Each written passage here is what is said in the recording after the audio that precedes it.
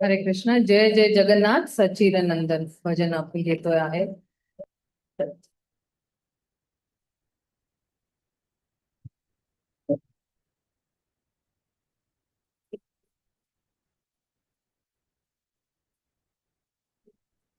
जय जय जगन्नाथ सच्चिदानंद त्रिभुवन करे यार चरण वंदा.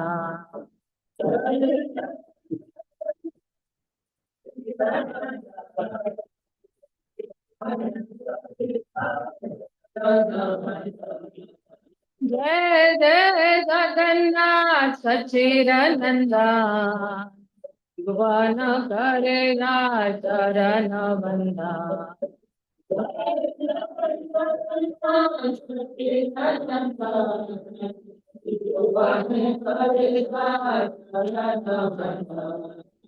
लीला चले शंख चक्र गदा पद्मधार नदिया नगरे दंडक मंडलोकार.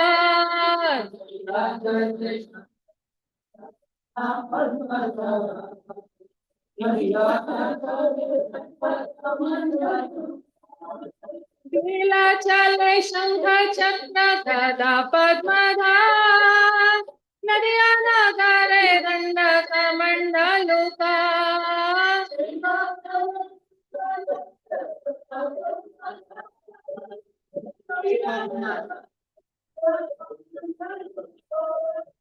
जय जय जगन्नाथ सच्चिदानंदा त्रिभुवन करेगा चरण वंदा.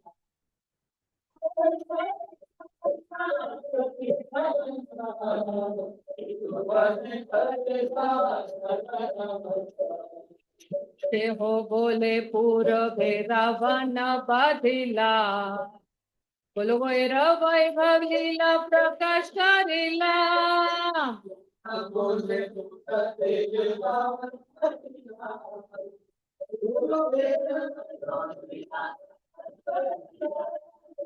ते हो बोले पूर्वे रावण बाधिला वगैरव वैभव लीला प्रकाश करिला.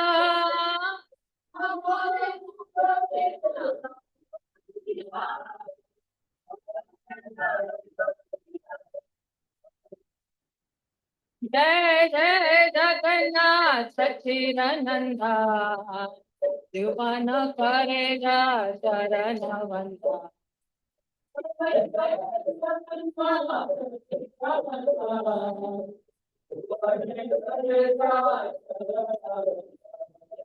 जय श्री राधार भावे एबे गौर अवतार हरे कृष्ण नाम गौर करिल प्रचार.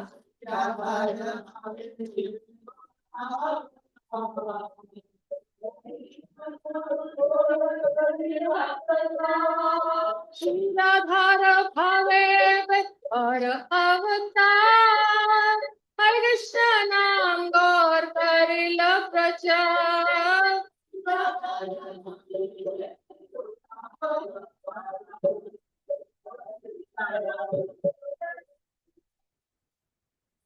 जय जय जगन्नाथ सच्चिदानंदा त्रिभुवन करेगा चरण वंदा.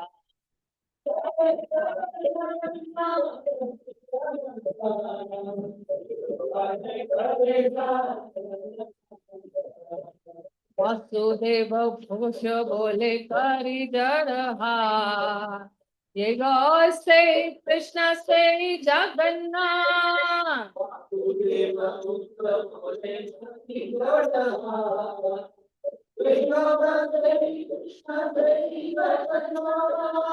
वासुदेव घोष बोले करी जड़हार जय गौर से कृष्ण से जगन्नाथ.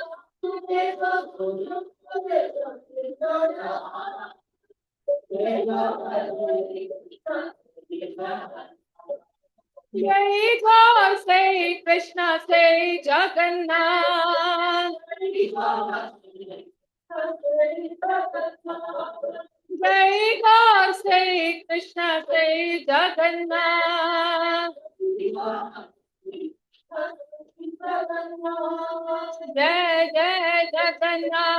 सच्चिदानंदाय जीवन करेगा चरण वंदा।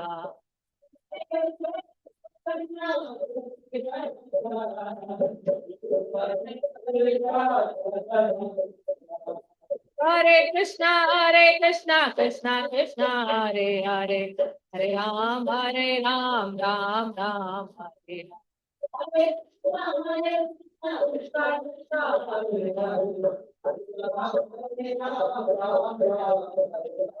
हरे कृष्णा कृष्णा कृष्णा हरे हरे, हरे राम राम राम हरे हरे। हरे कृष्णा कृष्णा कृष्णा हरे हरे, हरे राम राम हरे हरे। हरे कृष्णा कृष्णा कृष्णा हरे हरे, हरे राम राम हरे हरे।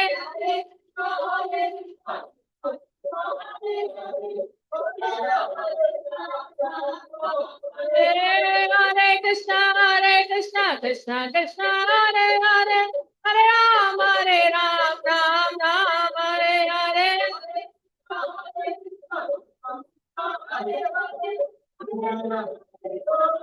हरे,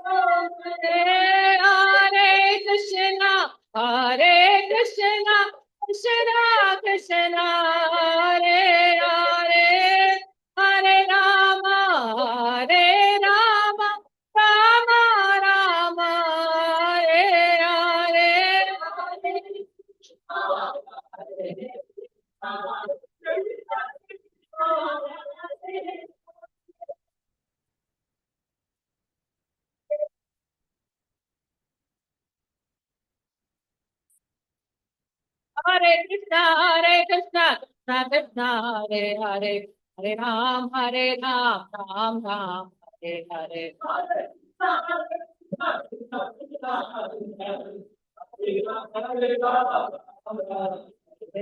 हरे कृष्णा कृष्णा कृष्णा हरे हरे, हरे राम राम हरे हरे।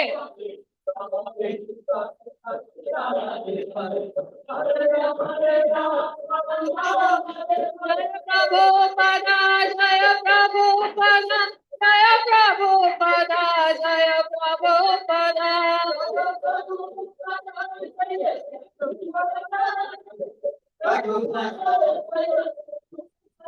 जय गुरुदेवा जय गुरुदेवा जय गुरुदेवा जय गुरुदेवा।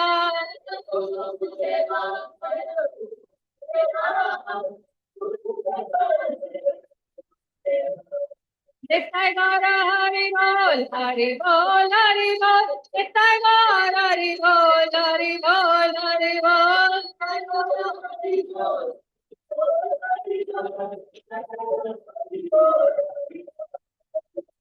हरे कृष्णा कृष्णा हरे हरे, हरे राम राम हरे हरे।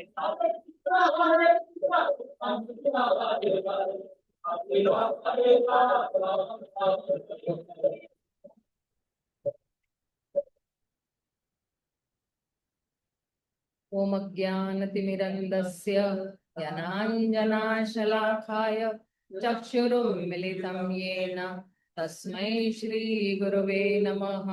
श्रीचैतन्यमनोभीष्टं स्थापितं येन भूतले स्वयं रूप कदा मह्यं ददाति स्वपदान्तिकं।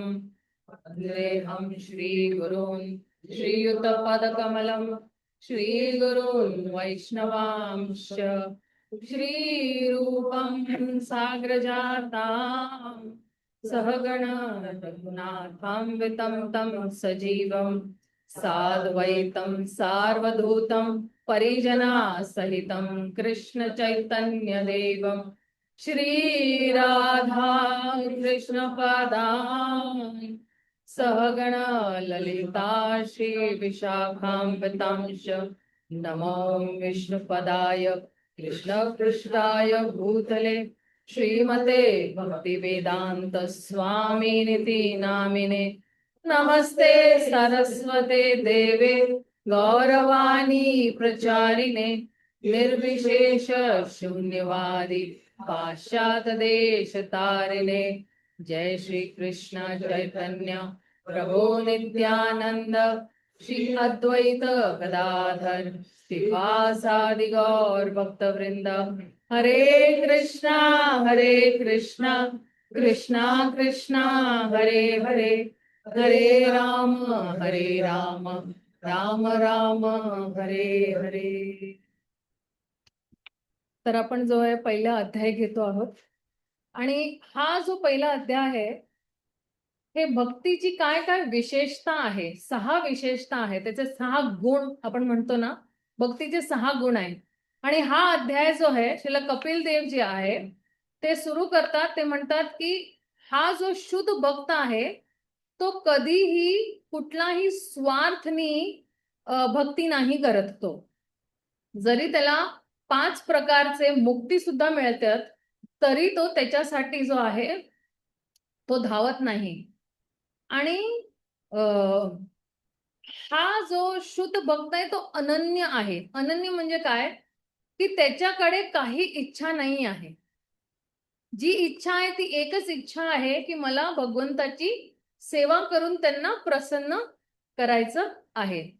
आणि म्हणून श्रील रूप गोस्वामीचं जे भक्तीचं जे व्याख्या आहे अन्य अभिलाषिता शून्यम, हे त्याची पूर्ती इकडे करत आहे की जो शुद्ध भक्त असतो किंवा शुद्ध भक्ती सुद्धा जी असते ती ऍक्च्युली काय म्हणतात त्याला, इंद्रतृप्ती विहीन असते किंवा मुक्ती विहीन असते। शुद्ध भक्ताला मुक्ती सुद्धा नाही पाहिजे किंवा त्याला कुठलीही इच्छा नसते इंद्रतृप्ती करण्यासाठी। आणि श्रील प्रभुपाद जे आहे तिकडे समजवत आहेत की हा जो वाक्य आहे कपिल देव जे सांगतायत भागवतम मध्ये की एका भक्तची स्थिती काय आहे। आणि म्हणून मग ते सुरू करतात की हे 6 जे आहेत गुण जे आहेत शुद्ध भक्तीचे, तर म्हणतात की क्लेशाग्नी, पहिला जो गुण आहे तो क्लेशाग्नी आहे। क्लेश अग्नी, क्लेश म्हणजे काय, दुःख किंवा पीडा है ना। क्लेश अग्नी, तर अग्नी म्हणजे काय, त्याच्याने आपल्याला सुटका मिळतं, त्याला म्हणतात क्लेश अग्नी। जर का एखाद्या वेळ आपल्याला ताण लागली असते आणि अगदी थंडगार आपल्याला कोणी पाणी दिलं तर अरे वा वा वा, आपलं जरा नाही का जी आहे तहान जी आहे ती विझली। किंवा एका अग्नीमध्ये आपण जेव्हा पाणी टाकतो तर ती कशी विझून जाते, तशीच भक्ती जेव्हा कोणाच्याही आयुष्यामध्ये येते किंवा कुठलाही व्यक्ती भक्ती करायला सुरू करतो तर पहिला हाच त्याच्या बरोबर तो अनुभव असतो की जे दुःख पहिले त्याच्याकडे होते ते आता नाही आहे। का, कारण की हरे कृष्ण महामंत्र करून करून त्याने त्याचे खूप सारे जे पाप आहेत त्याच्याने त्याला सुटका मिळालेली आहे, पापांचा नाश झालेला आहे। तर म्हणून तुम्ही बघा आपण सगळे जे भक्त आहेत त्यांच्यामध्ये शांती आहे की नाही, थोडीफार उथल पुथल असेल अगदी किंचित वगैरे, पण आता किती सुरळीत चाललेलं आहे आपलं आयुष्य है ना। पैसा लेखे आपल्याला काय प्रॉब्लेम नाही आहे किंवा काय आपल्याला दुसऱ्या लोकांकडनं काय मानसिक त्रास नाही। आणि तेच इस्कॉन मध्ये येण्याच्या अगोदर किती मानसिक त्रास होता, कितीतरी आपल्याला व्हॅलिडेशन पाहिजे होती। व्हॅलिडेशन म्हणजे काय, ही व्यक्तीने मला स्वीकार करायला पाहिजे, ह्या व्यक्तीने असं विचार करायला पाहिजे की मी खूप छान आहे, की मी खूप चांगली आहे। कितीतरी आपल्याला हे व्हॅलिडेशन पाहिजे होतं ना, की लोकांनी सांगायला पाहिजे की आम्ही चांगले आहोत, आम्हाला स्वीकारायला पाहिजे, आम्ही जसे आहोत, आम्ही गरीब आहोत तरी आम्हाला स्वीकार करायला पाहिजे। पण हा भौतिक जगाचा जे आहे काय म्हणतात त्याला नियम असा आहे की जो श्रीमंत असेल त्याला लोक चाटायला जातात आणि जो मध्यस्तर माणूस असतो त्याला हडतूड करत असतात। पण आपण भक्तीमध्ये आल्यानंतर इकडे तुम्ही बघितलं सगळ्या भक्तांनी आपल्याला स्वीकार केलं। आपल्याकडे पैसा आहे नाही आहे काही नाही बघत, फक्त एवढं बघितलं आपल्याकडे की नाही हा सत्संग मध्ये येतोय आहे किंवा येती आहे, हे नियमित रूपने सत्संग येते आणि हिला भगवंताची ओढ आहे, ते भक्तांनी आपल्यामध्ये तो गुण बघितला। आणि त्याच्यामुळे आपण अगदी म्हणतो ना की इस्कॉनच्या प्रती किंवा इस्कॉनच्या भक्तांच्या प्रती आपण अगदी विकले गेलो आपण। उसको इंग्लिश बोलते we got sold to ISKCON and guru and Krishna and devotee. भक्तांपर्यंत म्हणजे अगदी आपण विकले गेलो की नाही, आता जिना या मरना या इसके सिवा जाना कहा. तर ऍक्च्युली आपल्या मनुष्य आयुष्यामध्ये सुद्धा आहे ना, म्हणजे भौतिक जगतामध्ये सुद्धा ना हा खूप मोठा प्रॉब्लेम आहे. की तुम्ही बघा, कुठेही बघा, ऑफिसमध्ये बघा, शाळेमध्ये बघा, हॉस्पिटल्समध्ये बघा, किंवा मग कुठल्या ट्रेनिंग इन्स्टिट्यूटमध्ये बघा, किंवा पॉलिटिक्समध्ये बघा, कुठेही बघा, सगळ्यांना असंच वाटतं की सगळ्यांनी मला स्वीकारायला पाहिजे. आणि हे जे नाही का, काय म्हणतात, खोटी धारणा जी असते लोकांची, किंवा म्हणजे अशी ना भ्रमाची धारणा असते की पूर्ण जग कसं स्वीकार करणार तुम्हाला. एका व्यक्तीने स्वीकार केला, पूर्ण जगाने तुम्हाला स्वीकार केलं. कृष्णाने स्वीकार केलं म्हणजे पूर्ण जगाने. आपण काय करतो, झाडाच्या मूळला आपण पाणी देतोय. त्यांनी आपला स्वीकार केला म्हणजे सगळ्यांनी. मग आपल्याला दुसरे कोण स्वीकार करत आहे नाही करत आहे त्याच्याशी आपल्याला काहीच मतलब नाही असायला पाहिजे. हा, एखाद्या वेळ कोणाचा किडा हल्लेला असेल तर ते वेगळं गोष्ट आहे की इस्कॉन मध्ये येऊन सुद्धा त्यांना वाटतं की सगळ्या जगांनी मला स्वीकार करायला पाहिजे. काही गरज नाही. भक्तांनी स्वीकार केलं, गुरुने आपल्याला स्वीकार केलेला आहे, कृष्णाने स्वीकार. आपल्याला कसं कळेल की कृष्णाने आपल्याला स्वीकार केलेला आहे? हा, आपला जप चांगला होतोय, आपण नियम चांगले पालन करतोय. कारण की कोणाला असं वाटतं ना की अरे मी एवढे वर्ष भक्ती करतोय किंवा करती आहे आणि अजूनही काही साक्षात्कार आलेला नाहीये, भगवंताची कृपा येते की नाही येते काय कळत नाही आहे. पण भगवंताची कृपा कशा रूपाने येते की आज जर का आपण 16 माळा केलेली आहे आणि उद्याही आपण करतोय, परवाही आपण करतोय, तर आपल्याला हेच समजायला पाहिजे भगवंताची निरंतर कृपा वाहती आहे माझ्या आयुष्यामध्ये. ज्या ज्या मात्रामध्ये मी भगवंताला शरणागत होती त्या त्या मात्रामध्ये भगवंत मला कृपा देत आहे आणि त्या त्याच मात्रामध्ये भगवंत माझ्या जवळही येत आहे. आणि आपण एक पाऊल घेतो, भगवंत 10 पाऊल घेतो, हे आपल्याला माहिती आहे. तर क्लेश अग्नी. मग शुभदा. शुभदा म्हणजे काय की आपल्या आयुष्यामध्ये जेव्हा भक्तीचा उदय होतो तेव्हा सगळं शुभच शुभ घडतंय. शुभ म्हणजे काय की आपण पहिले जे कार्य करत होतो है ना, अनशंत जे कार्य करत होतो ते सगळे आपण बंद करून टाकतो. काही लोक नाही का फसवत होती, काही लोक कुणाचं कुठलं दुकान होतं ते, कसाईचं दुकान होतं, कुणाचं कुणाचं लुबाडीचं दुकान होतं, कुणाचं जुवाचं दुकान होतं, कुणाचं काहीतरी काय म्हणतात त्याला, नशाचं दारूचं दुकान होतं है ना. मला अजून आठवतंय, जेव्हा आपलं दिल्लीचं मंदिर आहे ना मोठं, ते संतनगरचं मंदिर जेव्हा बांधून झालं होतं त्याच्या समोर आहे ना एक कसाई होता. आणि तो कसाई अशी नाही का टांगून ठेवायचा उलटा, ते बकऱ्यांना आणि गायांना असं टांगून ठेवायचा. आणि विचार करा, मंदिराच्या एक्झॅक्ट समोर.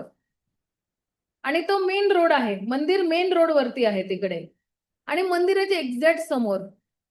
मग जे आहे गुरु महाराजांनी जे आहे मग त्या माणसाला बोलवलं, त्याला चांगलं पहिलं स्वागत केलं, त्याला थोडं गिफ्ट गिफ्ट दिलं, त्याच्याशी चांगले बोलले. आणि महाराज म्हणाले त्याला, महाराजांनी हा वचन दिला ऍक्च्युली त्यांना की तू हे नको करूस, मंदिराच्या समोर आहे ना हे खूप वाईट आहे ऍक्च्युली, की तुम्ही नाही का नॉनव्हेजची दुकान उघडून ठेवलेली आहे. तर आणि मंदिर पहिलं बांधलं आणि त्यांनी नंतर नॉनव्हेजची दुकान उघडली होती. तर महाराजांनी त्याला काय विनम्र विनंती केली होती की तू जे आहे तू हे बंद कर आणि तू वैष्णव ढाबा उघड, त्याच्यामध्ये कांदा लसण नको हे करूस तू, आणि मी तुला गॅरंटी देतो की तुझा नॉनव्हेज पेक्षा हा वाला धंदा अजून खूप चांगला चालेल. आणि तसंच झालं. महाराजांनी वचन त्याचं अगदी म्हणजे असं नाही का, आणि तो नंतर जे आहे जन्माष्टमीमध्ये भरून भरून डोनेशन सुद्धा देतं. हा, हे ऍक्च्युली शुद्ध भक्तांच्या शब्दांचा एक त्यांनी मान ठेवलं. नाही मान ठेवलं असतं तर काय झालं असतं. पण महाराजांनी सांगितलं की बघा आमच्या इकडे कितीतरी वैष्णव जे आहेत येतात राहतात, काही लोक वर्किंग आहे, काही लोक मुलं सुद्धा वर्किंग आहेत, त्यांना नाही मिळत बिना कांदा लसणचं, तर तुझा फायदा होणार आहे. आणि नॉनव्हेज कधी लोक कधी काय असे ना की आठवड्यातनं 1 किंवा 2दा हे तर काय तुझं रोजची आयटम चालत राहणार आहे. तर आणि त्याचा धंदा अगदी चांगला चालायला लागला. म्हणजे काय की जेव्हा शुद्ध भक्त, जेव्हा आपण भक्तीमध्ये येतो, तर आपल्या आयुष्यामध्ये सगळं शुभच घडणार आहे. का? कारण आपण ज्या व्यक्तीबरोबर संग घेतोय, तर त्याचेच गुण आपल्यामध्ये सुद्धा येतात. आपण कुणाचा संग घेतोय? आपण गुरु आणि कृष्ण आणि भक्तांचा संग घेतोय. गुरु, साधू, शास्त्र त्यांचा संग घेतो, तर आपल्या आयुष्यामध्ये शुभच शुभ घडणार आहे. ते म्हणतात ना आपल्या भगवद्गीताच्या 9व्या अध्यायामध्ये लिहिलेले, जे कोणी नियमित रूपाने भगवद्गीता वाचेल, त्याला आयुष्यामध्ये कुठलंही दुःख येणार नाही आहे. कधीच दुःख येणार नाही. प्रत्यक्ष व गमन काय म्हणतात ते श्लोक मला आठवत नाही आता. सुसुखम कर्तुम अव्ययम. तर फक्त सुखच सुख येणार, तुम्हाला कधी दुःख नाही येणार. जे कोणी नियमित रूपनी कोण एक श्लोक वाचतोय, 2 श्लोक वाचतोय तात्पर्य बरोबर, तर त्या मनुष्याच्या आयुष्यामध्ये कधीही दुःख नावाची वस्तू स्पर्श सुद्धा करणार नाही. तात्पर्यामध्ये लिहिलेले प्रभुपादांनी की जे आहे, आणि जरी काही छोटं मोठं दुःख आलं ते लगेच टळून जाते. कर्माच्या हिशोबाने आपल्याला येणारच आहे ना. आणि कधी कधी भगवंत जे आहेत काही दुःख असे देतात जेणेकरून आपण अजून गंभीर व्हावे भक्तीमध्ये, की नाही बाबा आता जरा माझा हात पाय तुटलेला आहे, आता जरा तरी भक्ती करायला पाहिजे, तरी एक झटका नाही का देतात. थोडं आपण सिरियस नाही झालो किंवा थोडं असे आळशीपणा केला की लगेच काहीतरी आपल्या आयुष्यामध्ये असं घडून ठेवतात, जेणेकरून आपण जे आहे ते थोडे सिरियस व्हायला लागतात. हा भगवंताचा प्रसादच समजायला पाहिजे की हा थोडा छोटा मोठा झटका आला. कुंती महाराणी काय म्हणते की मला दुःखच दुःख द्या, दुःख दिलं म्हणजे तुम्हाला बरोबर मी तुम्हाला तुमचं स्मरण करेल, तुम्हाला आठवण करेल, तुमचं नाव घेईल मी. అలాగే आपण कुंती महाराणी नाही आहोत, पण तरी आपल्याला हेच समजायला पाहिजे की मोठे मोठे महान भक्त जे आहेत ते दुःख मागतायत, तर मग आपण तर कोण आहोत, नाही? तर जे कोणी भक्ती करेल त्याच्या आयुष्यामध्ये शुभच शुभ घडत जाणार आहे. म्हणून भक्तीचा अजून दुसरा गुण आहे शुभदा. तिसरा आहे मोक्ष लघुकृत. मोक्ष लघुकृत म्हणजे काय की ही शुद्ध भक्तीची जी सेवा आहे ती मोक्षच्या सुखाकडे किंवा आनंदाच्याही पलीकडे आहे, किंवा त्यालाही झाकून टाकती आहे, तिच्या पलीकडे आहे. तर मोक्ष लघुकृत म्हणजे जो कोणी शुद्ध भक्ती करतोय त्याला काय आहे, मोक्षी सुद्धा इच्छा नाही आहे. मोक्ष म्हणजे काय? मोक्ष म्हणजे जन्म मृत्यूच्या चक्कर मधनं सुटकारा पाणे, हे ऍक्च्युली काय आहे, मोक्षची व्याख्या आहे. पण आपल्याला जन्म मृत्यूच्या जे आहे त्याच्याकडनं सुटकारा एवढा नाही पाहिजे आहे. का नाही पाहिजे आहे? कारण की जेव्हा आपण भक्ती करतो तर ऑटोमॅटिकली जे मोक्ष आहे त्याच्यामध्ये समावेशलेला आहे, त्याच्यामध्ये ऑलरेडी आहे आतमध्ये, की जो कोणी भक्ती करेल तर भुक्ती आणि मुक्ती तर त्यांच्या दारावरती थांबलेली आहे आणि हात जोडून थांबलेली आहे की आम्हाला तुम्हाला मुक्ती द्यायची, आम्हाला तुम्हाला भुक्ती द्यायची आहे. पण भक्त म्हणतो की मी दार उघडणार नाही, तुम्ही थांबा तिकडेच, मला नको आहे. मी भक्तीचा एवढा आनंद म्हणजे अनुभव करत आहोत की मला जे आहे हे भुक्ती आणि मुक्ती जे आहे ते अजिबात, हे ऍक्च्युली भुक्ती आणि मुक्ती पिशाचिनी सारखे आहेत. आता पुढे येईल याच भक्ती रसामृत सिंधू मध्ये. जसा चौथं की भक्ती जी आहे ही सुदुर्लभ आहे. कुणाकुणालाच मिळते ही भक्ती, सगळ्यांना मिळत नाही. पुण्यामध्ये किती लोक राहत आहेत आणि आपण किती आहोत? 1% आपण 1% मध्ये आहोत. आणि आपण एवढे म्हणजे भाग्यशाळी आहोत की त्या 1%मध्ये आपला नंबर आलेला आहे. नाहीतर लाखो लाखो लोक आहेत पुण्यामध्ये आणि आपली संख्या हजारो मध्ये आहे. हे रोज आपल्याला भगवंताला कृतज्ञता व्यक्त करायला पाहिजे की भगवंत काय तुमची कृपा आहे माझ्यावरती की माझ्यासारखा नालायक माणूस का माझ्यासारखी नालायक व्यक्ती जे आहे, तुम्ही तुमची कृपा माझ्यावरती जी आहे ती ठेवलेली आहे, की अजूनही कितीतरी लोक इस्कॉन मध्ये आले आणि कितीतरी गेले, तरी भगवंत जे आहे, तुम्ही मला आपल्या श्री चरणांपासून अजून लांब केलेलं नाही आहे. तिकडच जे आहे तुम्ही शरण मला दिलेली आहे. भगवंताच्या समोर जेव्हा आपण जातो, तेव्हा ही खूप सारी प्रार्थना, जी कृतज्ञताची प्रार्थना आहे, ती करायला पाहिजे, जेणेकरून आपला संबंध जो आहे भगवंताच्या बरोबर खूप गाढ होऊन जातो. मी तुम्हाला पहिले सुद्धा बहुतेक सांगितलेलं आहे, काल सुद्धा, कालच्या लेक्चरमध्ये सुद्धा मी सांगत होते, इंग्लिश भक्तिशास्त्रीवाल्याने तिकडे सुद्धा भक्ती रसामृत सिंधूच चाललेला आहे, पण तिकडे 7वा-8वा अध्याय चाललेला आहे.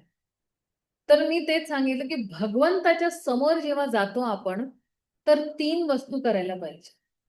पहिले भगवंताचे गुणगान गायला पाहिजे. भगवंत तुम्ही किती महान आहात.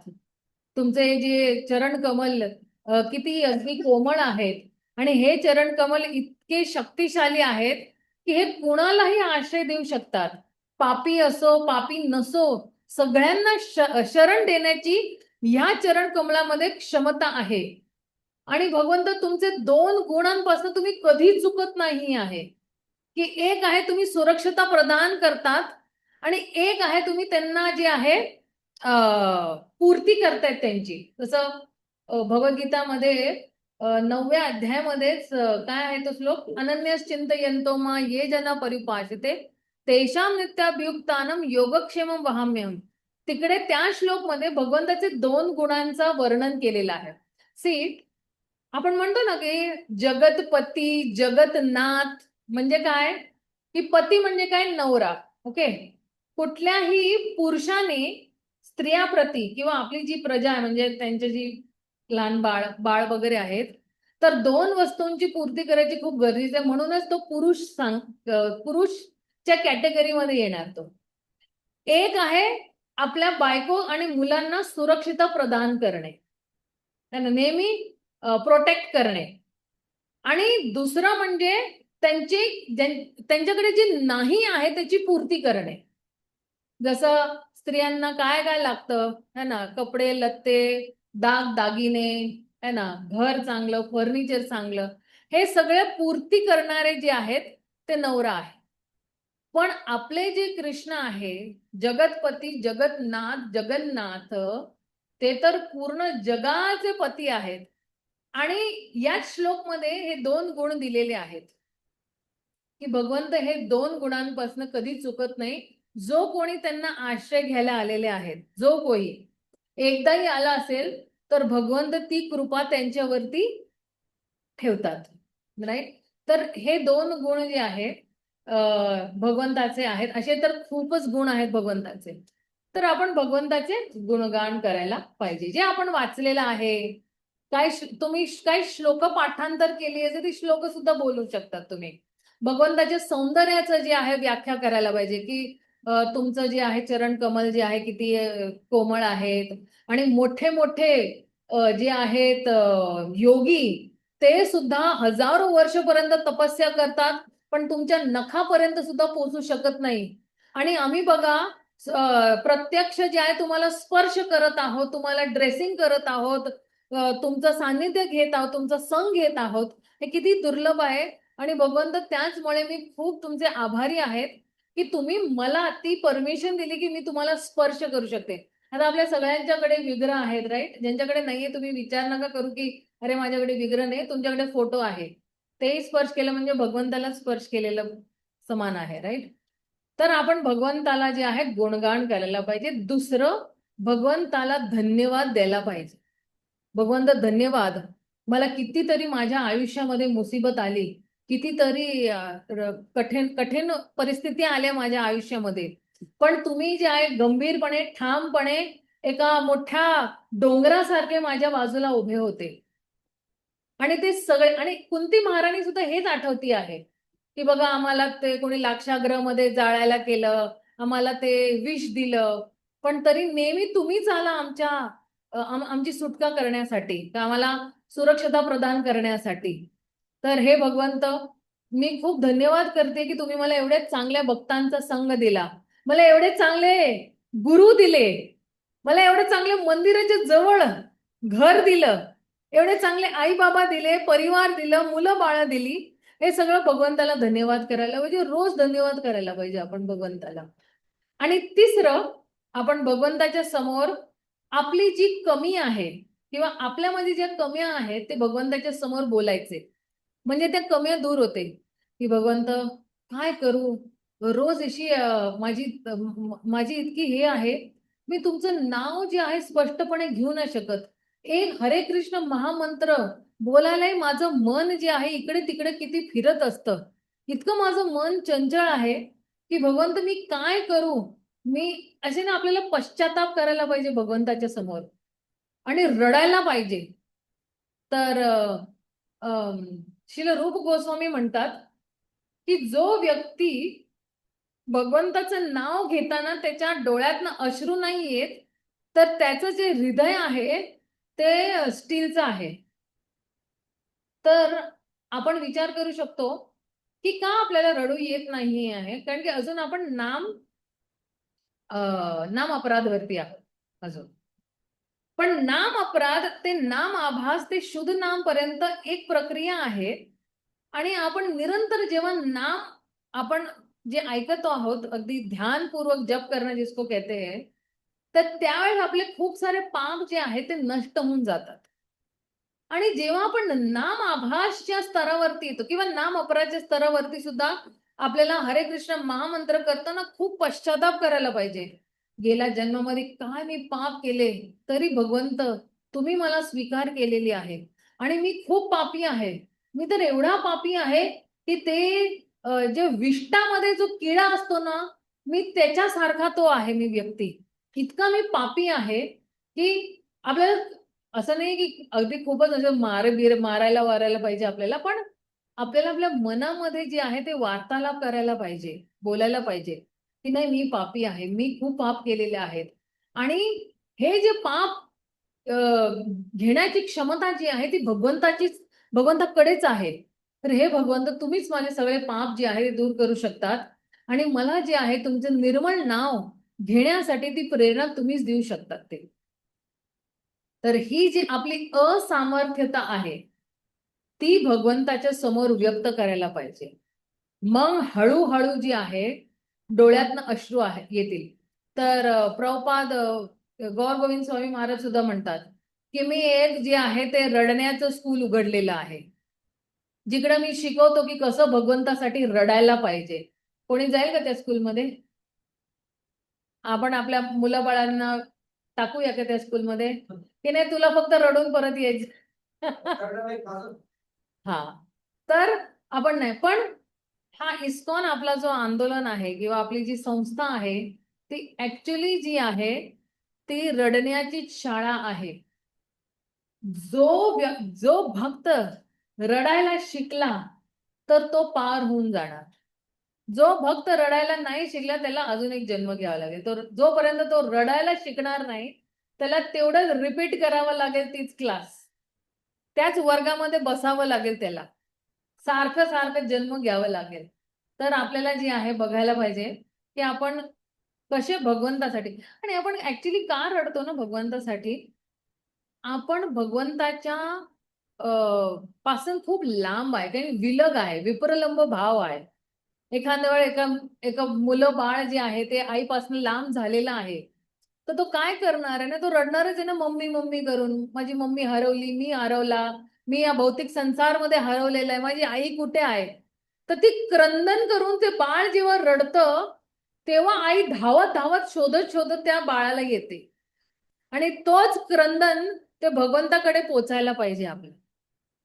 ते क्रंदन म्हणजे काय ना, खूप जोर जोराने रडायला पाहिजे आपण की भगवंत खूप मी आता खूप आयुष्य मी खूप जन्म घेतले मी आणि मी खूप विलग आहे आता, हे असहनीय आहे.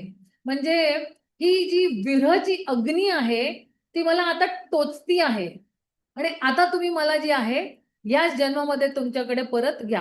आता ते आपण भगवंताकडे सोडतो, असं म्हणजे जबरदस्ती नाही करत की घ्यायचं असेल तर भगवंत घेतील दुसरा जन्म द्यायचा असेल तरी देतील, ते स्वतंत्र आहे. आश्लिषवा पादरपि नष्टुमा मत दर्शना मर्मता करतो यथा तथा वावेद धातू लंपटो मत प्राणनाथस्तु एव करो.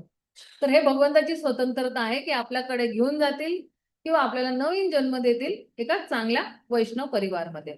तर हे जी भक्ती आहे ती काय आहे, सुदुर्लभ आहे. मग पाचवं जी विशेषता आहे ती आहे संद्रानंद विशेषात्मा. म्हणजे काय की ऑटोमॅटिकली ही भक्ती जी आहे कुणाला दिव्य आनंद मध्ये जी आहे समावून घेते किंवा दिव्य आनंद मध्ये टाकती आहे ऑटोमॅटिकली. जसं कोणी हरे कृष्ण महामंत्र करायला सुरू, तुम्ही अनुभव केला असेल जेव्हा आपण स्टार्टिंग मध्ये आलो तर ना खूप रडायचो, पण आता नाही रडू येत की अजून आपलं जरा हृदय जरा स्टीलचं झालेलं आहे. मला अजून आठवतंय की जसं गोविंद आदि पुरुषम सुरू व्हायचं धडधड धडधड धडधड आमच्या डोळ्यांना अश्रू यायचे. मग ते काही काळापर्यंत होते, नंतर जे आहे ते गेले, म्हणजे एकाच वर्षापर्यंत होते फक्त. मग जशी दीक्षा झाली सगळे अश्रू गेले. ती जो कृतज्ञ भाव आहे भगवंताच्या प्रती तो अजून जसा नाही का लुप्त झालेला आहे कुठेतरी. त्यावेळेस इतका कृतज्ञ भाव होता की अरे वा बाबा आम्ही तुमचे दर्शन घेत आहोत, का आमचं सौभाग्य आहे. असं वाटायचं की वैकुंठ मध्येच थांबलेलं. आता मंदिर किती छोटं आपलं कुंजी बिहारी, आता तर जरा मोठं झालेलं, पण त्यावेळेस अगदी अशी नाही का असं असं थांबायचो आम्ही, अशी किती गर्दी असायची. आणि त्याच्यामध्येही आपण असं नाही का भगवंता आणि अशी कोपऱ्यामध्ये थांबून मी आणि माझी बहीण दोन्ही रडायचो. तिला रडू यायचं मलाही रडू यायचं. पण लगेच ऍक्च्युली हे आनंदाचे अश्रू आहेत. म्हणून भक्ती जी आहे लगेच आपल्याला दिव्य आनंद मध्ये जी आहे ती टाकते. म्हणून त्याला म्हणतात संद्रानंद विशेषात्मा. आणि अजून भक्तीच्या पुढे जर का अजून आपण टप्पा पार केला, जर का अनर्थ निवृत्तीचा जेव्हा टप्पा पार करतो ना तेव्हा आपण निष्ठा, रुची, आसक्ती, भाव, तर या जेव्हा स्तरवरती येतो ना तर तेव्हा अजूनही दिव्य आनंदचा अनुभव होतो. कारण की अनर्थ गेले सगळे. मला कुणाप्रती ईर्ष्या नाही आहे, मला कुणाप्रती द्वेष नाही आहे, मला अहंकार नाही आहे, मला ईर्ष्या नाही आहे किंवा मला राग नाही आहे कुणाप्रती. कुणी माझ्याबद्दल काही सांगितलं मला काही फरक पडत नाही आहे. कारण की कोण माझ्याबद्दल काय विचार करतो आहे त्याच्या पलीकडे आपल्याला जायचं आहे. कारण की आपलं कनेक्शन कुणाबरोबर आहे, शाश्वत संबंध जे आहे गुरु आणि कृष्ण बरोबर. ते माझ्याबद्दल काय विचार करत आहे ते महत्वाचं आहे.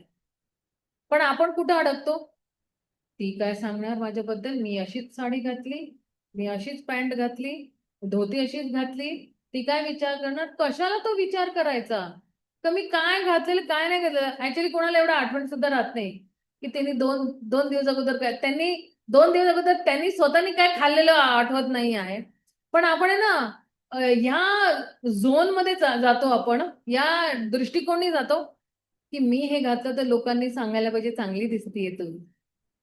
कशाला की मी हे चांगलं नेकलेस घातलं सगळ्यांनी सांगायला पाहिजे की अरे वा छान आणलंय, कुठनं आणलं वगैरे, नाही का. आपल्याला ही अपेक्षा असते. पण ऍक्च्युली ही अपेक्षा अजूनही भौतिक अपेक्षा आहे. आणि आपण जे आहात, जे आपण कपडे घालतो आहे किंवा आपला जो व्यवहार आहे तो ऍक्च्युली आपण भगवंताला प्रसन्न करण्यासाठी करतो आहे. की मी असं नाही म्हणत की फाटके फुटके कपडे घालायचे, नाही तर म्हणतील की म्हणतात की भक्त लोक असेच असतात का, शबरी आणि केवट सारखे. नको, नाही आहे. ठीक आहे ना. आपले अल्फ्रेड फ्रॉड जे आहे ना अमरीश प्रभू, ते सुद्धा अगदी काय अरबपती खरबपती आहेत है ना. पण ते अगदी सिंपल चांगले स्वच्छ कपडे घालतात. पण कशाला त्या ह्याच्यामध्ये जायचं ना. आपल्याला फक्त भगवंताबरोबरच आणि गुरु बरोबर, गुरु माझ्याबद्दल काय विचार करतायत, माझी सेवा बरोबर प्रसन्न आहे की नाही आहे, कृष्ण प्रसन्न आहे. आणि प्रसन्न आहे म्हणूनच तर रोज तुम्ही हरे कृष्ण महामंत्र करतात, रोज मंदिरात येतात, रोज सेवा करतात रेग्युलरली. म्हणजे एकही दिवस न चुकता आपण भगवंताची आपला पहिली जी काय म्हणतात जबाबदारी जी असते, आपल्या उठल्या उठल्या काय टेन्शन असतं आपल्याला, जप व्हायला पाहिजे. आंघोळ केली की लगेच आपल्या बीडबॅग मध्ये जे आहे आपला हात जातो आणि लगेच आपल्याला जप करायला आपल्याला मन होतं, राईट. तर ही जबाबदारी आहे जी आपल्याला गुरु आणि कृष्णाने दिली, तर आपण ती सगळी चांगली बागडतो. आपण प्रसाद बनवून खातो, आपण बाहेरचं काही नाही खात, आपण नॉनव्हेज सोडलेलं आहे, आपण दारू पिणं सोडलेलं आहे. नकोच आम्ही लोक तर नाही, पण ज्या लोकांनी नॉनव्हेज खात होते किंवा दारू पित होते सगळ्यांनी सोडलेलं आहे. कितीतरी लोक ते स्मोकिंग करत होते, 30-30 सिगरेट एका दिवसामध्ये, त्या लोकांनी सोडलेलं आहे. तर हा चमत्कार म्हणजे तर काय आहे, हा हरे कृष्ण महामंत्राचा चमत्कार आहे, जेणेकरून जी क्लेश अग्नी होती सिगरेट फुकण्याची ती गेली आणि त्याच्या आयुष्यामध्ये शुभच शुभ झालं. आणि त्याला जे आहे हा दुर्लभ जो मनुष्य जन्म आहे त्याच्यामध्ये त्याला भक्ती करण्याचा सुअवसर मिळालेला आहे. ह्याच्यापेक्षा अजून काय पाहिजे. तर आणि हरे कृष्ण महामंत्र करून सगळ्यांनाच आनंद होतो. जर का आपण अगदी प्रामाणिकपणे नाही का ऍटलिस्ट 2-4 हरे कृष्ण महामंत्र सुद्धा अगदी ध्यान मी करून हरे कृष्णा कृष्णा कृष्णा हरे हरे हरे राम राम राम हरे हरे. तुम्ही बघा खूप आनंद मिळेल खरे. ऍटलीस्ट मी एक हरे कृष्ण महामंत्र तरी चांगलं बोलले किंवा 2 हरे कृष्ण एक एक माळ तरी चांगली, तरी ती जी संतुष्टी असते ना ती आपल्याला मिळते. आणि ऍक्च्युली हीच संतुष्टी आपल्या हृदयाला स्पर्श करते किंवा आपण हीच संतुष्टीसाठी आपण भटकतो आहे. सॅटिस्फॅक्शन मी कितीही जे आहे इकडे काय म्हणतात त्याला ढिगार लावलेला आहे सोन्याचा, पण माझ्या आयुष्यामध्ये जे आहे संतुष्टीच नाही आहे, मला काय आनंदच नाही आहे. पण एक हरे कृष्ण महामंत्र करून इतकी संतुष्टी मिळते जणू की काहीतरी खजाना मिळण्यासारखा आपल्याकडे आहे. तर 5वं आहे संद्रानंद विशेषात्मा, ऑटोमॅटिकली त्याला दिव्य आनंद मध्ये स्थित करतो. 6वं म्हणतात की क्लेश अग्नी म्हणजे काय, सॉरी, श्रीकृष्ण आकर्षणी. श्रीकृष्ण आकर्षणी म्हणजे काय, ही जी भक्ती आहे ही फक्त भक्तीच जी आहे ती कृष्णाला आकर्षित करते आहे. बाकी आपण किती चांगले कपडे घातले, किती चांगले भगवंताला एवढे मोठे मोठे काय म्हणतात अलंकाराने सजवलं किंवा सोनं पैसा सगळं दिलं, त्याच्याने भगवंताला काहीच गरज नाही आहे. पण फक्त प्रामाणिकपणे आपण भगवंताचं जप केलं, सेवा केली निस्वार्थ भावाने, हे भगवंताला लगेच आकर्षित. अरे वा वा वा वा, माझ्याकडे यायला त्याला इच्छा आहे, चला चला त्याला ना जरा रोज मंदिरात आणतो. तर आपले पाय ऑटोमॅटिकली मंदिराकडे जाते. अरे वा वा, रोज मंदिरात येतेय, एक माळ करा. अरे वा, एक माळ करते, अजून कृपा दे 2 माळ कर तू. अरे वा वा, तिसरी करत करत 16 माळा. आणि आता तर काही लोक तर 64 माळा सुद्धा करतायत, 128 माळ सुद्धा करत आहे एकादशीच्या दिवशी. काय भक्त आहेत आपल्या जे प्रत्येक एकादशीला 128 माळा करतात, ते लोक धन्य आहे ते लोक. तर श्री कृष्ण आकर्षणी ही भक्ती जी आहे भगवंताला खूप आकर्षित करते आहे. ओके. तर ही जी क्लेश अग्नी जी आहे ना, जेव्हा कोणाला जेव्हा बघा जे दुःख सुद्धा आहे ना, ते दुःखाचे 3 कारण आहेत आपल्याकडे. एक आहे पाप, एक आहे बीज त्याचं, आणि एक आहे अविद्यामुळे. ठीक आहे ना. तर कोणी विचार करेल की का दुःख एवढे येत आहेत, तर आपल्याला माहिती आहे की आपल्या पापांमुळेच येतात.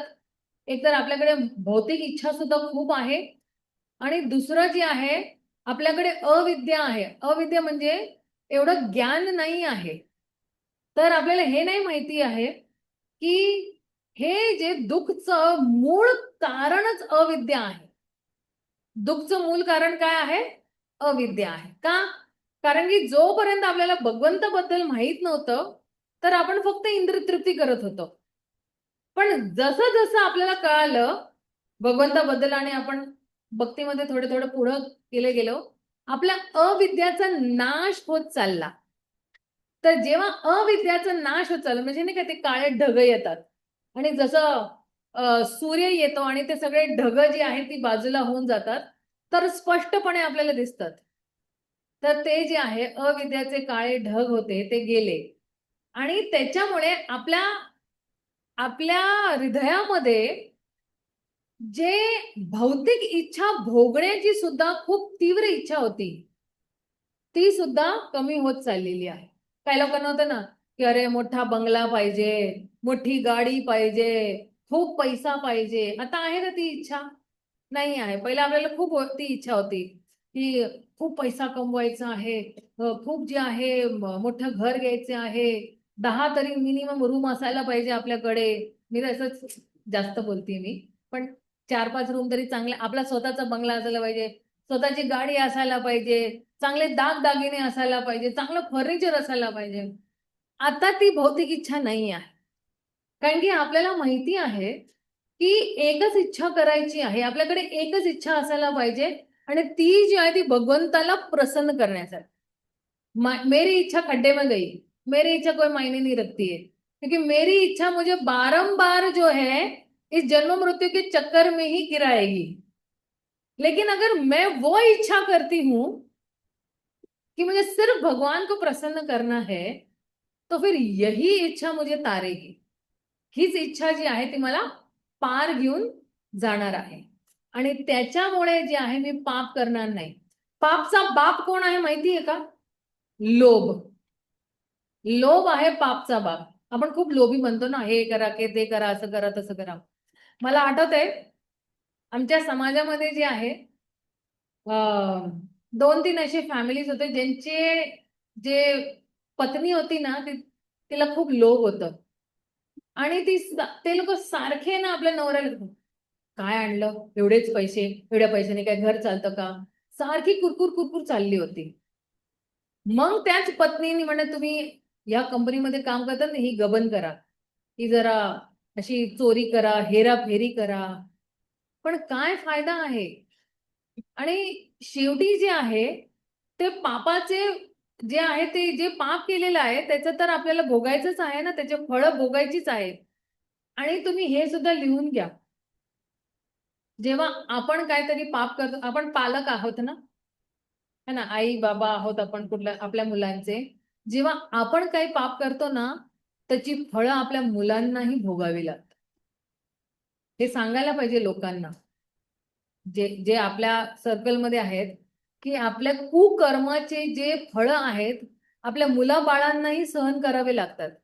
एखाद्या वेळा कोण माणूस जेलला गेला आणि त्याचा मुलगा किती चांगला आहे, कॅरेक्टरमध्ये चांगला आहे, अभ्यासामध्ये चांगला, कंपनी सुद्धा चांगली आहे.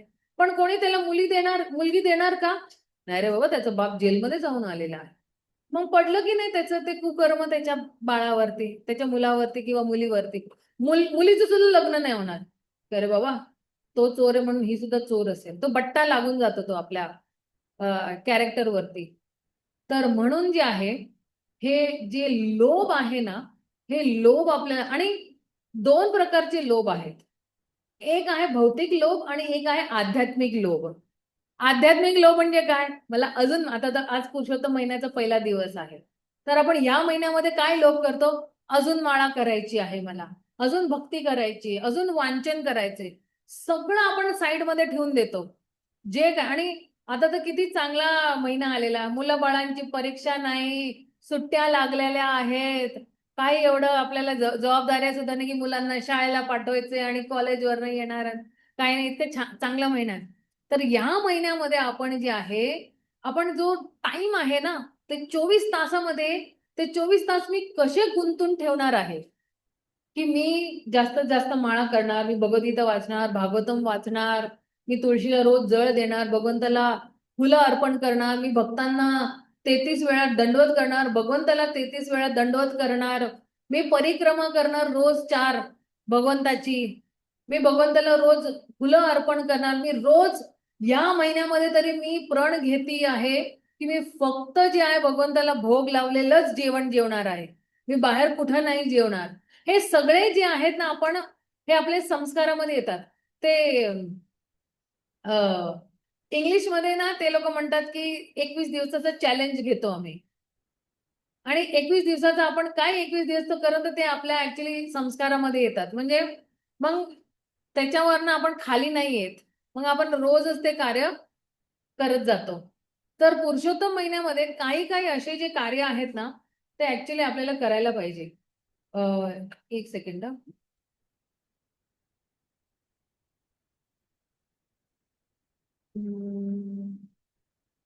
जर का तुम्हाला नाही माहिती तर तुम्ही सांगते तुम्हाला.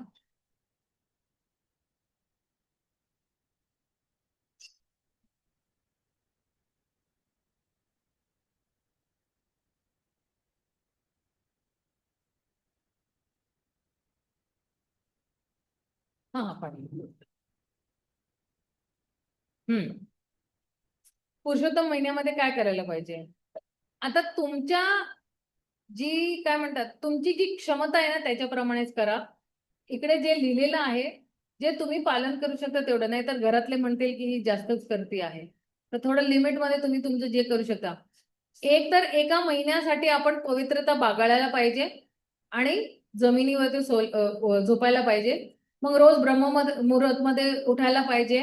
हरे कृष्ण महामंत्राचा जप करायला पाहिजे, मंगला आरती करायला पाहिजे, गुरु अष्टक आहे, तुळशी आरती आहे, नरसिंह आरती आहे, चैतन्य शिष्टाष्टकम आहे, गुरुपूजा आहे, ते सगळं करायला पाहिजे.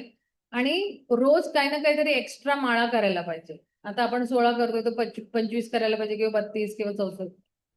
रोज भगवंताला दिवा ओवाळला पाहिजे आणि सकाळ आणि संध्याकाळी रोज तुळशी देवीला परिक्रमा आणि आरती करायला पाहिजे.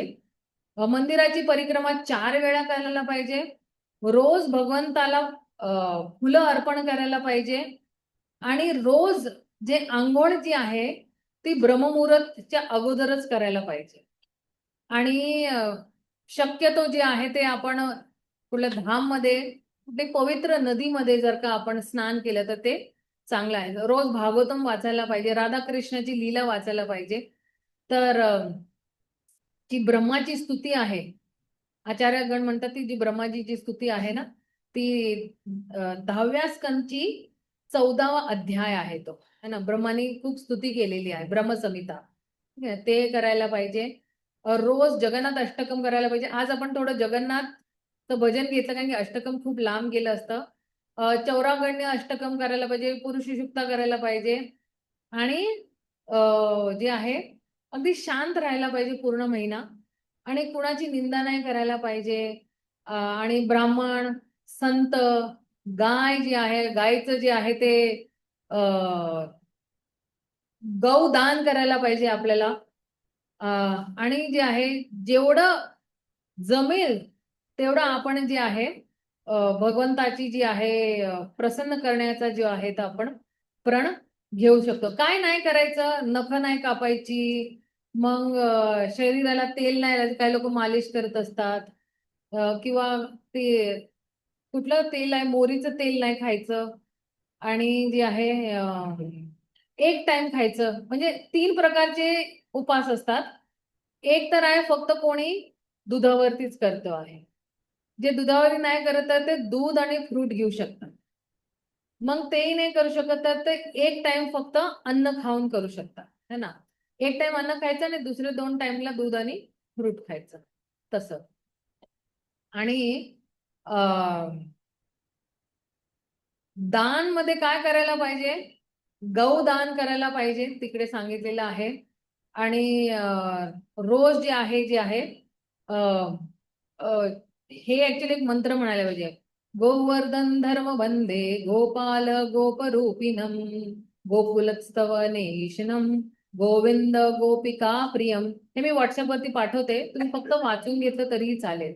त्याचा अर्थ काय आहे की मी गोवर्धन पर्वतला मी त्याची पूजा करतो. गोवर्धन किती सुंदर आहे आणि भगवंत किती सुंदर आहे आणि जे आहे नेहमी गोपांबरोबर खेळत असतात. आणि हे जे आहेत ते गोकुळचे जे आहे पती आहे. आणि गोकुळमध्ये रोजच जे आहे काय आहे उत्सव आहे आणि त्योहाराचा. भगवंताला 33 वेळा दंडवत करायचं आणि वैष्णवांना 33 वेळा दंडवत करायचं. तर हे जे आहे दान करण्यासाठी जे चांगले दिवस आहेत ते काय आहे? एकादशी, द्वादशी, पौर्णिमा आणि अमावास्या आहे. तर हे जे आहे ते आपण जे आहे हे पुरुषोत्तम महिन्यामध्ये जे आहे आपण करू शकतो. आणि आपण ज्याच्याने उपवास केले, जर का मी फक्त दूध पिऊनच जर का मी उपवास केलेला आहे तर ब्राह्मणांना दूध अर्पण करायचं. मी अन्न खाऊन जे आहे ते उपवास केलेले तर मग ब्राह्मणांना अन्न द्यायचं. म्हणजे मंदिरामध्ये सुद्धा आपण दान देऊ शकतो की मी 11 ब्राह्मणांसाठी जे आहे ते दान देते. ते तुम्ही तुमच्या काउन्सिलर जे आहे त्यांना विचारून तुम्ही जे काय करायचं असेल ते करा, है ना. तसं तर हे जे आहे ते पुरुषोत्तम महिन्याची जी आहे ती आपण व्रत कसं करू शकतो ते आहे. मोहरीचं तेल नाही खायचं आणि मोहरीचं तेल लावायचं नाही, कारण की त्याच्यामध्ये उष्णता जास्त असते. पण नाहीच खात आपण. आमच्या घरी तर कधीच नाही आलेलं मोहरीचं तेल, आम्ही खातच नाही. हा, नाही खायचं, नाही खायचं. आज आज पहिला दिवस आहे अधिक महिना आहे आजपासून. नाही माहिती होतं तुम्हाला? अधिक महिना सुरू झालाय आज. हा,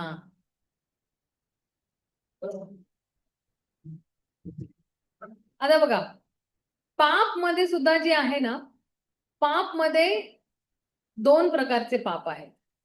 एक आहे अप्रारब्ध आणि दुसरं आहे प्रारब्ध. हे ना एक्झाम मध्ये येतील हा प्रश्न, की 2 प्रकारचे पाप सांगा आणि त्याच्याबद्दल थोडं लिहा. ओके,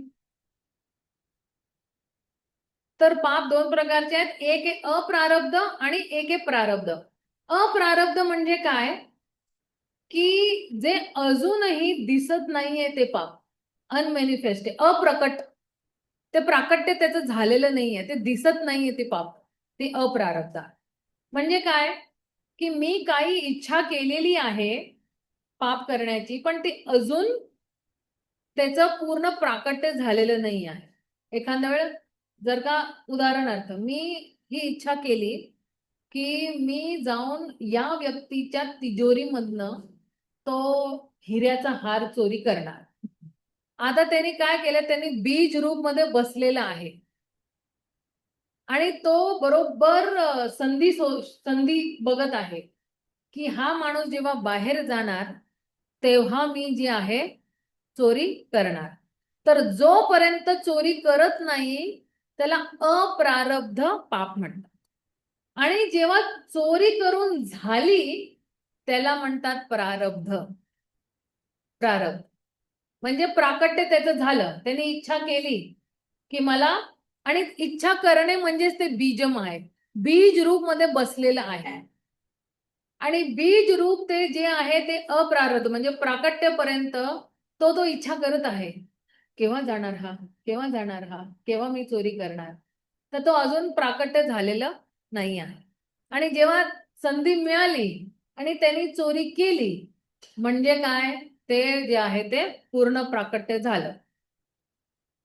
मग त्या पापाचा त्याला दंडही मिळतो ना, की पोलिसला कळतच. आजकाल तर किती हे आहे, सीसीटीव्ही कॅमेरा आणि कितीतरी मोबाईल वरनं लगेच कळतं की तुम्ही तुमचा मोबाईलचा टावर जे आहे जर का तिकडे सापडला आणि कळलं की या वेळेमध्ये तुम्ही या क्षेत्रामध्ये होतो की या एरियामध्ये होता, लगेच पोलीस तुम्हाला पकडणार की दुसरं कोणीच नव्हतं, तूच होता. सीसीटीव्ही कॅमेरामध्ये तूच दिसतोय आणि तुझा मोबाईलचा टावर सुद्धा तिकडेच आहे, लगेच धरणार आणि मग जे आहे त्याला दंड मिळतो, है ना.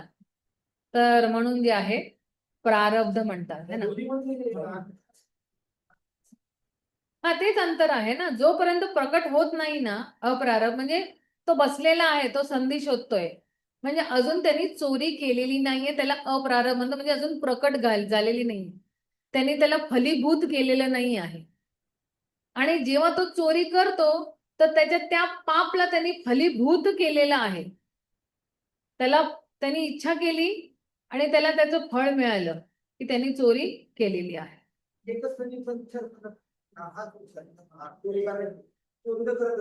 हा, नाही, हा चांगला प्रश्न विचारला प्रभूजींनी, की त्यांनी विचार केला की चोरी केली, विचार केला आणि चोरी केली नाही, कारण त्याला ती संधीच मिळाली नाही, है ना.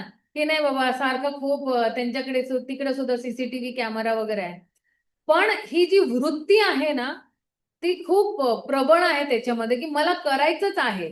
तर तो इकडे नाही करणार तर दुसरं कुठेतरी करणार. छोटी मोठी चोरी करेगा लेकिन वो करेगा जरूर, कारण की आता त्याच्या डोक्याच्या किड्यामध्ये ते घुसलेलं आहे, करायची आहे. पण इकडे नाही तर मग दुसरीकडे ती कधी ना कधी प्रकट होणारच. आपण ती गोष्ट ऐकलेली आहे ना, की एक चोर होता आणि कुठल्या तरी तीर्थस्थळमध्ये तो आपल्याला लोकांपासनं पोलीसपासनं ते आपल्याला लपलेला होता, तर भक्तांच्या संघमध्ये लपलेला. पण आता त्याला चोरी करता हे होत होतं की काय करू, तर त्यांनी काय केलं, लोकांच्या बॅगा बदलल्या, याचं सामान तिकडे आणि त्याचं सामान तिकडं. तर बोलले ना, चोर चोरी से जाय पर हेरा फेरी से. नाही नाही, तरी ती वृत्ती अजूनही आहे. त्याच्या हातामध्ये तिची खुजली आहे ना, ते अजून आहे. पण जर का हाच चोर अचानक आला मंदिरामध्ये, तर त्याची ही जी वृत्ती आहे ना, बीज रूपापासून मरून जाते. जसं आपण प्रभुपादांचे एक शिष्य होते, तुम्हाला आठवते, त्यांचं नाव हरिदास आहे. ते आता नाहीये, जू मध्ये खूप वर्ष त्यांनी काढली. ते जे आस्था टीव्ही आहे ना, आस्था टीव्ही वरती त्यांनी खूप प्रवचन फ्लॅश केलेले होते. तर त्यांना ना प्रभुपादांचे घड्याळ पाहिजे होतं, आणि ते संधीमध्ये होते की मी केव्हा याची चोरी करणार. हा, पण ते चोरी करू नाही शकले. पण त्या दरम्यान मध्ये जे आहे काय झालं, की ते स्वतःच भक्त झाले, आणि मग ती जी चोरी करण्याची जी इच्छा आहे ती मरून गेली, त्यांची बीज रूपात जळून गेली. आणि त्यांनी प्रभुपादांना सांगितलं सुद्धा होतं की मी ऍक्च्युली तुमचं घड्याळ चोरी करायला आले होतो, पण तुम्ही मला वेगवेगळ्या कार्यामध्ये गुंतून टाकलं आणि सेवामध्ये गुंतून टाकलं, की मी 1 महिन्यापासून जे आहे इकडेच आहे, पण मी चोरीच करू शकला नाही. तर हे जे आहे हा प्रभूजी, मध्येच राहिला तू तरी तुझी केव्हा तुला बघत लागलं तरी ते बीजूप मध्ये राहिला ते करू शकला नाही. जर सांगितलं तुझे करणे दिसते तो चोरी करू शकला नाही, आणि बीजूप त्याच्या हृदयामध्ये राहिलं तरी त्याची केव्हा तुला बघत लागलं. तर भक्तीमध्ये ती शक्ती आहे. भगवद्गीतामध्ये लिहिलेलं आहे की बीज रूप मासनं जे आहे, त्याचे जे इच्छा आहे ते सुद्धा मरून जाणार. त्याची जी भौतिक इच्छा होती ना, ती आता एखादं बीज आहे ना, त्याला जाळून टाकलं तर ते फलीभूत होणार नाही ना. त्याला काय फळ फुळं येणार नाही, त्याची पानं सुद्धा नाही येणार. तर ते बीज रूप पासूनच ती इच्छा मरून जाते आपल्याकडे. श्लोक आहे ना, माझ्याकडे शंकाने भाजले की आवडे तो एवढंच नाही. हा, करेक्ट करेक्ट, मला ते श्लोक अजून आठवत नाही. शेवटचं ना भक्ती भाषा. हा, ठीक आहे ना. तर ते बीज रूप असणं, ती इच्छाच जी आहे ती मरून जाते, म्हणजे कधी पुढे इच्छा करणार करत नाही. तर हे जे आहे प्रारब्ध आणि अप्रारब्ध, ठीक आहे ना. आणि बघा, अप्रारब्ध मध्ये सुद्धा जे आहे ते कुटम आहे. कुटम म्हणजे काय, की त्याची जी पाप करण्याची जी वृत्ती आहे, तो वाढवतच जातो. कुणाचा खून करत जातो, कुणाचं जे आहे लुबाडतो, कुणाला फसवत राहतो, चोरी करतो. हे कुटम मध्ये आहे. आणि आणि त्याच्यामुळे जे आहे त्याला भौतिक दुःख खूप येतात. त्याच्याकडे जे आहे खूप क्लेश असतात, खूप दुःख येतात त्याला. त्याला खूप सोसावं लागतं त्याच्यामुळे. तर हे एक अप्रारब्धचा एक प्रकार आहे कुटम, है ना. तर बघा, पाप म्हणजे काय, की आपण कुठलीही पाप कार्य करतोय तर त्याला पाप म्हणतात. पण जे अजून प्राकट्य त्याचं झालं नाही, की फलीभूत झालेलं, त्याला अप्रारब्ध म्हणतो. आणि जे पाप करण्याची जी इच्छा आहे का वृत्ती आहे, त्याला कुटम म्हणतो. आणि बीजम म्हणजे इच्छा जेव्हा करतो, त्याचं म्हणजे पहिली इच्छा जेव्हा आपण करतो की मला चोरी करायची आहे, तर ते हे बीज रूप मध्ये. आणि बीज ते कुटुंब पर्यंत जी आहे ती वृत्ती सारखी आपल्या डोक्यात फिरत असते की मला करायचं आहे, मला करायचं, ते कुटुंब म्हणतात, है ना. आणि जी आहे पाप करण्याची जी वृत्ती आहे, आणि जेव्हा पूर्ण प्राकट्य जातं ते मग ते प्रारब्ध मध्ये फलीभूत होतं. ह्याची ही जी एक 4 इंची व्याख्या आहे ना, मी तुम्हाला ह्याचे नोट्स जे आहे ना, मराठीमध्ये ट्रान्सलेट करून देते मी व्हॉट्सअप वरती, ठीक आहे ना. हे सगळं, हा, ह्याची सगळ्यांची व्याख्या.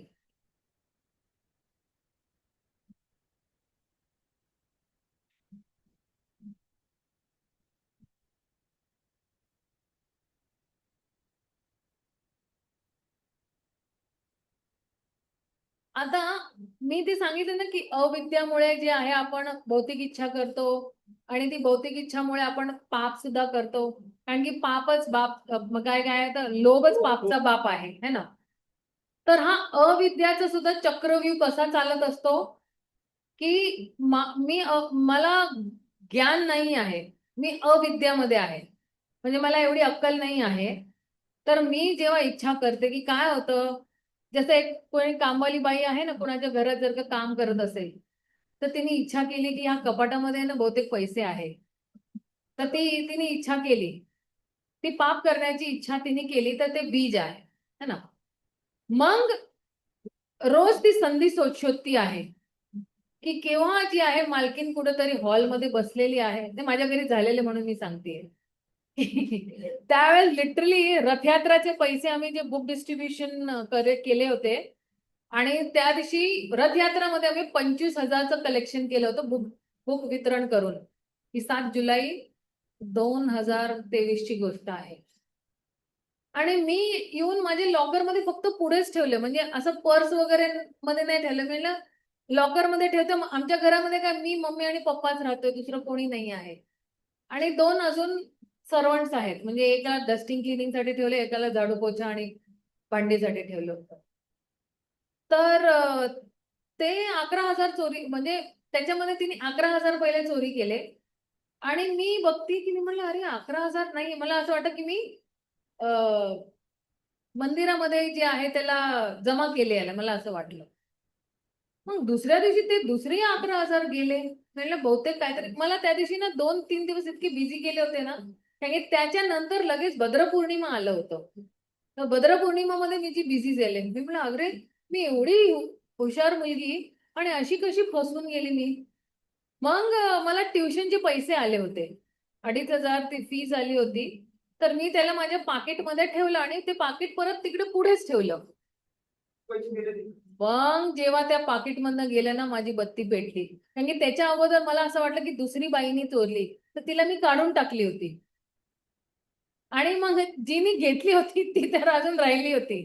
मला वाटलं नाही का ही खूप भोळी दिसते. ही काय करणार? नवीनच होती ती कामला. नाही ही खूप भोळी आहे. ही काय करणार? मग मला कळालं की हीच आहे. मग काय केलं मग आम्ही लोकांनी आमचा जो सोसायटीचा मॅनेजर आहे त्याला बोलवलं आणि बरोबर तिला आमच्या घरामध्ये जगवते की तू परत दे आम्हाला हे पैसे, नाही तर तुला पोलीसमध्ये देऊया आणि तुला हे करूया. तर बरोबर तिने सगळे पैसे परत दिले आम्हाला. आणि भगवंताचे पैसे म्हणजे तुला लाज नाही वाटत? भगवंताचे पैसे होते ते आणि ते तू चोरी केले. तर ह्याला म्हणतात कुटम.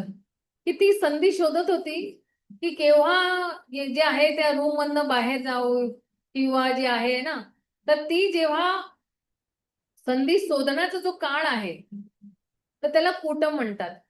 की असं नाहीये की चला आज मला एक संधी नाही मिळाली तर जाऊन दे मरून दे प्लॅन कॅन्सल करा. नाही ते प्लॅन चालूच होता तिच्या मनामध्ये. आणि मग ते अप्रारब्ध मध्येच बसलेलं आहे. पण जेव्हा तिला संधी मिळाली मग ते प्रारब्ध मध्ये जे आहे ते परिवर्तित झालं. आणि मग दुःख सुद्धा आलं ना तिला. तिला सांगितलं तुझ्या नवऱ्याकडेच जाते मी. नको नको माझ्या नवऱ्याला नका सांगू, मला घराच्या बाहेर नाही. तिला नवऱ्याची भीती आहे, अजूनही आहे तिला भीती. ती अजूनही काम करते माझ्या घरी, असं नाही की त्याला काढून टाकलेली आहे. पण तिची मजबुरी होती त्यावेळेस. ती म्हणाली मुलांचं फीस भरायची ती. त्याच्यानंतर आम्ही सांगितलं. पण ती ना खूप विनम्र सुद्धा आहे म्हणून तिला ठेवलेली आहे. की मी म्हणलं कधीही. आणि मग आम्ही सुद्धा सतर्क झालो ना. आमचं काय सगळं रामराज्य होतं आमच्या घरी. म्हणजे कधी कुठल्या कपाटाला आम्ही किल्ली लावलीच नाही आहे. ही येण्याच्या अगोदर. की नाही ठीक आहे ती, कारण की ह्याच्या अगोदरची जी बाई होती तिच्याकडे आमच्या घराची चावी सुद्धा होती. तर ती भरोसावाला होता. तर लॉकडाऊन आलं तर ती म्हणजे आपल्या गावाला गेली म्हणजे. आणि ती तिकडेच तिने तिचं दुकान उघडलं त्यावेळेस. मग ही दुसरी बाईला ठेवावी लागली. आणि हिने मग पण तिला दुःख सुद्धा आलं ना. दुःख काय आलं की पूर्ण सोसायटीला कळालं की ही चोर आहे. तर कोणी सगळ्यांनी तिला काढून टाकली. फक्त आम्ही ज्यांच्या घरी चोरी झाली तिलाच ठेवलेली आहे. तसं. तर म्हणून मग हे जेव्हा आपण पाप कार्य करतो अविद्यामुळे किंवा अज्ञानतामुळे, तर आपल्याला दुःख सुद्धा मिळणार नक्की त्या व्यक्तीला जे आहे. आणि फक्त त्यालाच नाही, त्याच्या अवतीभोवती जे त्याच्याबरोबर जुडलेले आहेत त्यांनाही दुःख मिळणार आहे. राईट. तर हे आहे मग पूर्ण जे आहे. तर म्हणून काय आहे की भक्ती जी आहे हे सगळे आपले पाप कार्य सुद्धा शून्य करते, आपले पाप करण्याची इच्छा सुद्धा शून्य करते, आणि जे काही आपण ऑलरेडी पाप केलेले आहेत ते सुद्धा जे आहे ते शून्य करून टाकते. एक सेकंड. हा, हरे कृष्ण. आप किसी को भी पूछ लो ना कि तो रूम नंबर 27 किधर है, आप उधर पहुंच जाओ बेटा. PMS floor room number 20. ठीक है ना. हाँ. हरे कृष्णा, हरे कृष्णा. येऊन करा आपल्याला मधुरा गोष्टी.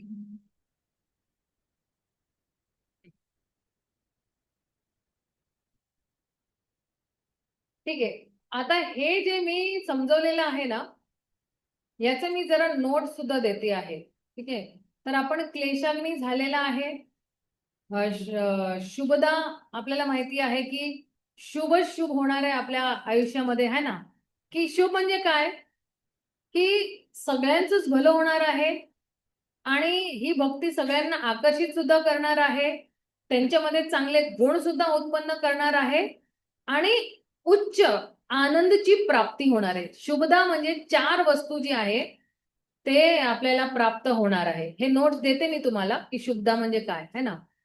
की सगळ्यांनाच लाभ होणार आहे, सगळ्यांना आकर्षित करणार आहे, चांगले असे संतांचे गुण आपल्यामध्ये सुद्धा येतात, है ना. कधी तुम्ही बघितले कोणी ग्रहस्थ जे आहेत, म्हणतात की हे नाही का ग्रहस्थ ब्रह्मचारी आहेत, त्यांच्यामध्ये सगळे संतांचे गुण आलेले आहेत. तुम्ही असे बघितले असेल कितीतरी आपल्या मंदिरामध्ये जे आहेत, है ना. प्रभुपादांचे जे शिष्य जे आहेत ते ग्रहस्थ आहेत.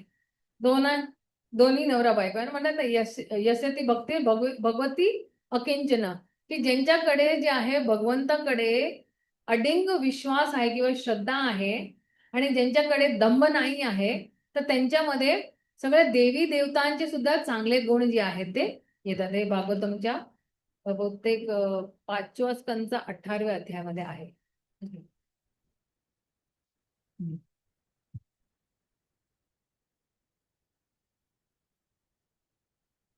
ठीक आहे. इथे मी ऍक्च्युली जरा हे क्लेश अग्नीच्या इकडे जरा मी विराम देते आहे का, कारण की पुढे जे आहे ते शुभदा आहे, आणि शुभदाचं थोडं जरा लांब, थोडं एक्सप्लेनेशन जरा लांब आहे. तर इकडे जरा आपण जरा विराम देऊया. ठीक आहे. आणि पुढच्या आठवड्याला आता तुम्ही कुठे यात्रा वगैरेला नाही जाणार आहात ना, भक्त लोक?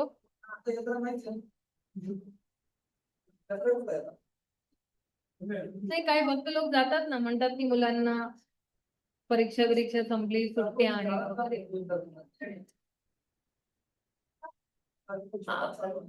आषाढी एकादशी केव्हा आहे?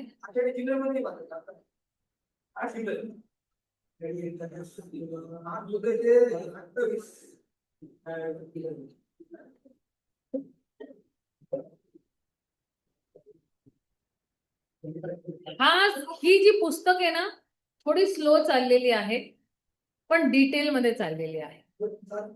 चालेल ना थोडं, पण आपल्याला नाही का पूर्ण, बोला ना कि पूरा ये किताब को निचोड़ लेना है. एक तो एक बूंद चाहिए हमको इस किताब में से, है ना.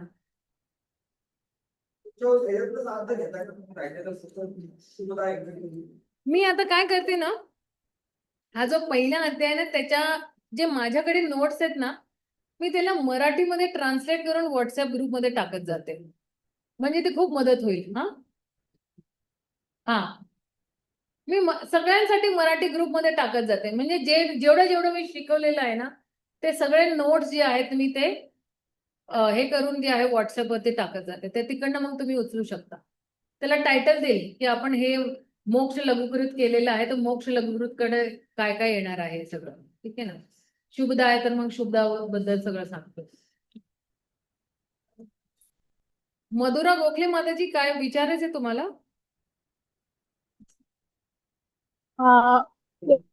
हरे कृष्ण माताजी. माताजी, हे विचारायचं होतं की आपल्याला लर्निंगसाठी कुठचे श्लोक आहेत भक्ती रसामृत सिंधूचे, आणि ते जे प्रश्न हँडबुक आहेत मध्ये दिलेले बंद आहेत. पुस्तकाचे तेच आहेत ना ते. हँडबुक मध्ये दिलेले आहेत कुठले श्लोक आहेत. आणि श्लोक हँडबुक वाचा तुम्ही. आणि एक्झाम साठी कुठचे श्लोक घ्यायचे आहेत आपल्याला लर्निंगचे? 4च श्लोक आहेत त्याच्यामध्ये. हँडबुक तुम्ही वाचा. हँडबुक मध्ये श्लोकांचे क्रमांक दिलेले आहेत आणि श्लोक सुद्धा त्याच्या अर्थासकट दिलेले आहेत हँडबुक मध्ये. ठीक आहे. हरे कृष्ण. चला इकडेच विराम देऊया. शिल प्रभुपाद की जय. गौर भक्त वृंद की जय. हरे कृष्णा. हरी बोल.